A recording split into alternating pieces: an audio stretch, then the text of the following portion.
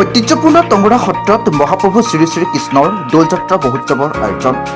গুৱাহাটীৰ বেলতলাস্থিত ৰুক্মিণী গাঁৱৰ টংৰা সত্ৰ তিনিদিনীয়াকৈ ভাৰতীয় কৃষ্টি সংস্কৃতিৰ আকৰ মহাপ্ৰভু শ্ৰী শ্ৰী কৃষ্ণৰ দৌলযাত্ৰা মহোৎসৱ মহাপুৰুষীয়া ৰীতি নীতিৰে আয়োজন কৰা হয়। গুৱাহাটীৰ পৰা বিশ্বজিৎ সাহা ৰিপৰ্ট, বিবি আছাম লাইভ। তেওঁলোকৰ টংৰা সত্ৰ চাৰিদিনীয়াকৈ আয়োজন কৰিছে নিশ্চয়, গতিকে কাৰ্যসূচীসমূহ জনাই দিব। চাৰিদিনীয়া নহয়, তিনিদিনীয়াকৈ আমি কাৰ্যসূচী আৰম্ভ কৰিছোঁ। যোৱাকালি আমাৰ হৈ গৈছিলে কালিকা দাহন কৰাৰ পিছতে আমাৰ আতচবাদী আছিলে।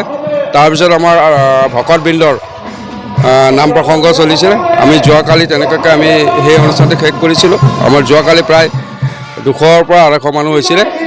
আজি আমাৰ ৰাতিপুৱাৰ ভাগৰ পৰাই ভকতবৃন্দই নাম কীৰ্তন কৰিছিলে, হোলী গীতৰ পৰিৱেশন কৰিছিলে। তাৰপিছতে আমি ৰুক্মিণী গাঁৱৰ নিমন্ত্ৰিত আইসকলক আমি নিমন্ত্ৰণ কৰিছিলোঁ আৰু তেখেতসকল আহি আমাৰ ইয়াতেও হোলী গীতৰ অনুষ্ঠানটো পৰিৱেশন কৰিছিলে।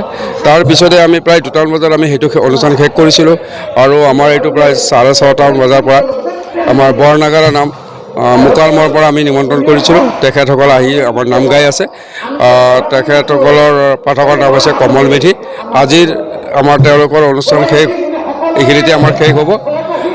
অহাকাইলৈ আমাৰ অনুষ্ঠান হ'ব 10 বজাৰ পৰা আমাৰ হোলীগীৰ নাম প্ৰসংগ আমাৰ হোলী গীতেৰে আৰম্ভ কৰা হ'ব। তাৰপিছত আমি 11 বজাৰ লগে লগে আমাৰ গোসাঁই পৰিভ্ৰমণ কৰিবৰ কাৰণে আমি ওলাই যাম।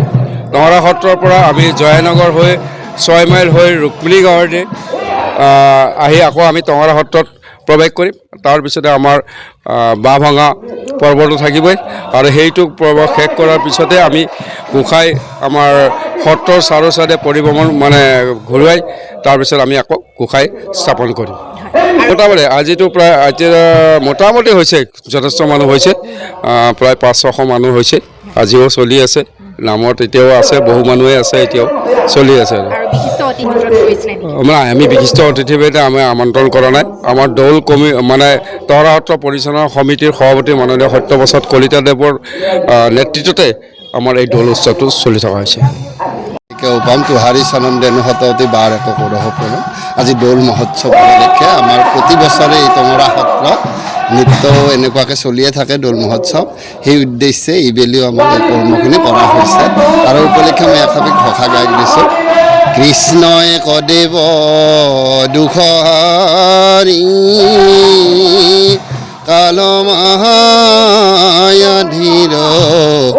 অধিকাৰী, কৃষ্ণ বিনে শ্ৰেষ্ঠ দেৱ নাহি ইয়াৰ, সৃষ্টি স্থিতি অন্তকাৰী দেৱ, তান্ত বিনে আৰ নাহি কেব, জানিবা বিষ্ণুৱে সমস্ত জগতে হাৰ, ৰাম জানিবা বিষ্ণুৱে সমস্ত জগতে হাৰ।